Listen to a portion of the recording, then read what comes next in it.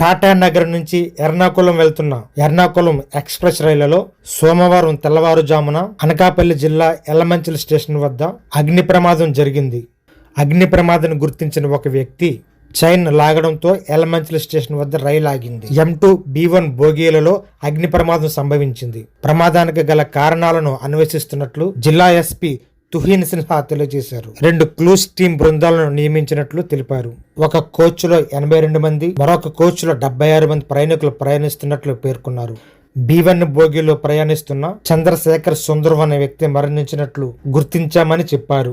మిగిలిన ప్రయాణికులు సురక్షితంగా ఉన్నారని తెలిపారు. మరణించిన వ్యక్తి కుటుంబ సభ్యులకు సమాచారం చేరవేశామని, వారి కుటుంబ సభ్యులు సంఘటన స్థలానికి వచ్చారని తెలిపారు. 2 బోగీలను వేరు చేసిన తర్వాత అనంతరం ట్రైన్ బయలుదేరిందని, మిగిలిన ప్రయాణికులు ప్రత్యామ్నాయ ఏర్పాట్లు చేయడం జరిగిందని పేర్కొన్నారు. ఈ ప్రమాదంలో ప్రయాణికులంతా సురక్షితంగా ఉన్నారని వెల్లడించారు. ప్రయాణికుల సంబంధికులు ఆందోళన చెందవద్దని, సమాచారం కొరకు టోల్ ఫ్రీ నంబర్ 139కు ఫోన్ చేయాలని ఆయన విజ్ఞప్తి చేశారు.